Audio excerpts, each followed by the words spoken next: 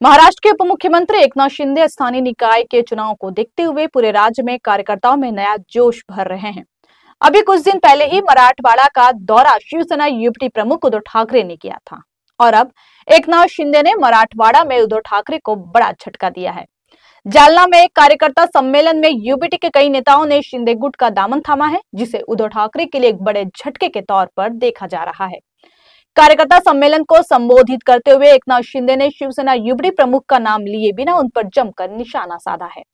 शिंदे ने कहा कि मैं सोने का चम्मच लेकर पैदा नहीं हुआ हूं, इसलिए मेरी ताकत कार्यकर्ता और राज्य की जनता है। मैं उनकी भलाई के लिए हमेशा काम करता रहूंगा। बाला साहेब ने कभी कांग्रेस का साथ नहीं दिया।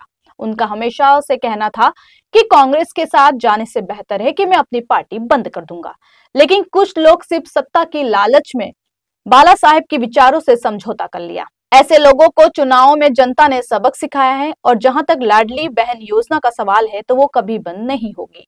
सोन्याचा चमचा घेऊन जन्माला आलेला का 1500 रुपयाची काय किंमत करणार, पण हे 1500 रुपये हे सर्वसामान्य माझ्या बहिणीसाठी महत्वाचे आहे। याने कोणी 20 लोक, 10 लोक, 50 लोक, 100 लोक एकत्र येऊन गट बनवून छोटे मोठे व्यवसाय करू लागले। तेच हाच पैसा पुन्हा या ठिकाणी अर्थव्यवस्थेत येऊ लागला आणि म्हणून यामुळे अर्थव्यवस्था मजबूत होणार आणि म्हणून सोन्याचा जनता घेऊन जन्माला आम्ही आलो नसलो तरी या महाराष्ट्रातल्या तमाम जनतेच्या जीवनामध्ये सोन्यासारखे दिवस मात्र आम्हाला आणायचे आहे, हे आम्हाला करायचं आहे। आणि म्हणून मला काय मिळालं यापेक्षा या महाराष्ट्रातल्या जनतेला काय दिलं हे आपल्याला बघायचं आहे। आमचा अजेंडा खुर्ची नाहीये, आमचा अजेंडा सत्ता नाहीये, आमचा अजेंडा ज्यांनी खुर्चीत बसवलंय त्यांचे प्रश्न, त्यांच्या समस्या सोडवणं आमचा अजेंडा आहे।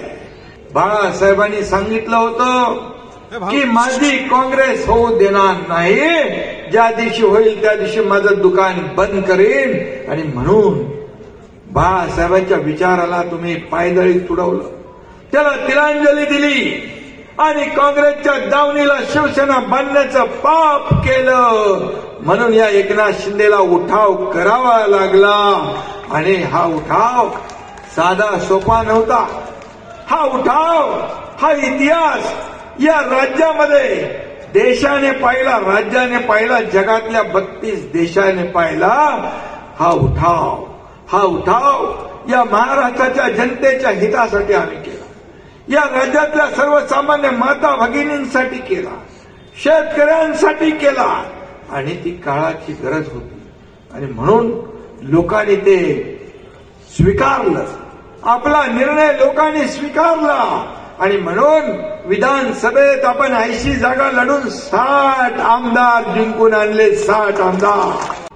मुख्यमंत्री माझी लाडकी बहीण योजना आम्ही सुरू केली आणि लाडकी बहीण योजना बंद होणार, चालू होणारच नाही। हे फक्त निवडणुकीमध्ये घोषणा आहे, चुनावी जुमला असं म्हणू लागले। विरोधक कोर्टात गेले योजना बंद करण्यासाठी। मी माझ्या लाडक्या बहिणींना त्या काळामध्ये निवडणुकीच्या दरम्यान, प्रचारादरम्यान सांगितलं, हे सावत्र दुष्ट भावांना लक्षात ठेवा, तुमच्याकडे आले की एक खोडा घालणाऱ्यांना बरोबर जोडा दाखवा। तुम्ही एवढं माझं प्रामाणिकपणे ऐकलं की तुम्ही एवढा मोठा चांगला जोडा 232 नंबरचा दाखवला की त्यांचा सुपडा साफ। भास्करराव खरं आहे ना? आणि म्हणून त्यांनी तर सरकार बनवले होते, मुख्यमंत्री, उपमुख्यमंत्री, सगळे मंत्रिमंडळ बनवलं होतं, 5 स्टार हॉटेलचं बुकिंग केलं होतं। परंतु माझ्या लाडक्या बहिणींनी त्यांचं सगळं बुकिंग रद्द करून टाकलं आणि महायुतीचं सरकार आणलं। 232 आमदार महाराष्ट्राच्या इतिहासात पहिल्यांदा आले आणि म्हणून माझ्या लाडक्या बहिणींना धन्यवाद देतो। आणि हेही सांगतो, कोणी किती विरोधकांनी सांगितलं की लाडकी बहीण योजना बंद होणार, पण मी सांगतो काही झालं तरी लाडकी बहीण योजना कधीही बंद होणार नाही।